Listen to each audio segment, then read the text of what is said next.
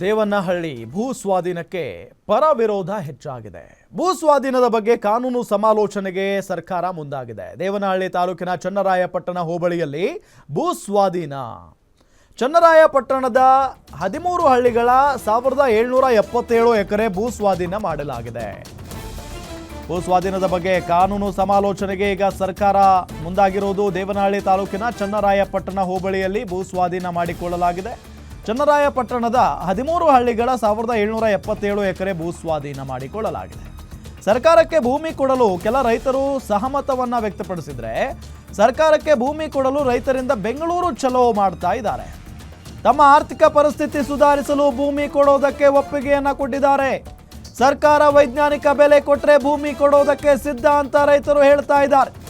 ಸರ್ಕಾರ special zone ಮಾಡಿದ್ರೆ ಆರ್ಥಿಕ ಹೊಡೆತ ಬೀಳುತ್ತೆ, ಕಡಿಮೆ ಭೂಮಿಯಿಂದ ನಾವು ಕೃಷಿ ಮಾಡೋಕ್ಕಾಗಲ್ಲ ಅಂತ ಕೆಲವರು ವಾದ ಮಾಡ್ತಾ ಇದ್ದಾರೆ. ಸರ್ಕಾರದ ಮುಂದಿನ ನಡೆಯತ್ತ ರೈತರ ಚಿತ್ತ. ಈಗ ದೇವನಹಳ್ಳಿ ಭೂ ಸ್ವಾಧೀನಕ್ಕೆ ಪರ ವಿರೋಧ ಚರ್ಚೆ ಆಗ್ತಾ ಇದೆ.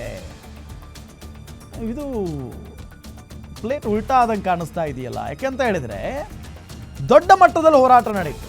ದೊಡ್ಡ ಮಟ್ಟದಲ್ಲಿ ನಮ್ಮ ಭೂಮಿಯನ್ನ ನಾವು ಯಾವುದೇ ಕಾರಣಕ್ಕೂ ಬಿಟ್ಟು ಕೊಡೋದಿಲ್ಲ,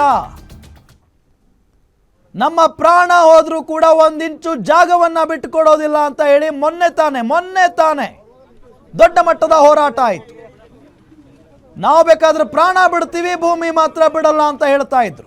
ಈಗ ನೋಡಿದ್ರೆ ಕಾನೂನು ಪ್ರಕಾರ ಏನು ಬೆಲೆ ಬಾಳುತ್ತೋ ಅದನ್ನ ಕೊಟ್ರೆ ನಾವು ಭೂಮಿ ಕೊಡೋದಕ್ಕೆ ಒಪ್ಕೊಳ್ತೀವಿ, ನಮ್ಮ ಸಹಮತ ಇದೆ ಅಂತ ಮತ್ತೊಂದು ರೈತರ ಬಳಗ ಹೇಳ್ತಾ ಇದೆ.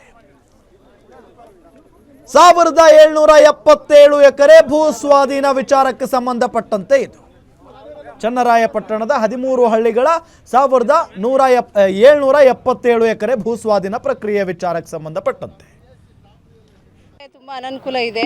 ನಮ್ಮ ಯಜಮಾನ್ರುಗಳಿಗೆಲ್ಲ ಅಷ್ಟೊಂದೆಲ್ಲ ಬೇರೆ ಕಡೆ ಹೋಗಿ ಕೆಲಸ ಮಾಡೋಷ್ಟು ಇದಿಲ್ಲ. ಮಕ್ಕಳು ಮರಿಗೆಲ್ಲ ಮದುವೆ ದೇವ್ರುಗಳು ಓದಿಸ್ಬೇಕು ಎಲ್ಲ ನಮಗೆ ಪ್ರಾಬ್ಲಮ್ಗಳಿದೆ. ಅದಕ್ಕೋಸ್ಕರ ನಾವು ಜಮೀನು ಕೊಡ್ತೀವಿ. ಈಗ ಅದು ಅವ್ರಿಗೆ ಅನುಕೂಲ ಇರುತ್ತೆ, ಆ ಥರ ಹೇಳ್ಕೊತಾರೆ. ನಮ್ಮ ಮನೆಗಳ ಕಡೆ ಅನುಕೂಲ ಇಲ್ಲ, ನಮಗೆ ಬೇಕು.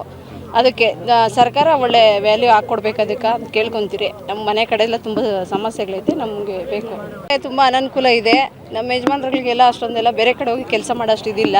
ಮಕ್ಕಳು ಮರಿಗೆಲ್ಲ ಮದುವೆ ದೇವ್ರುಗಳು ಓದಿಸ್ಬೇಕು ಎಲ್ಲ ನಮಗೆ ಪ್ರಾಬ್ಲಮ್ಗಳಿದೆ. ಅದಕ್ಕೋಸ್ಕರ ನಾವು ಜಮೀನು ಕೊಡ್ತೀವಿ.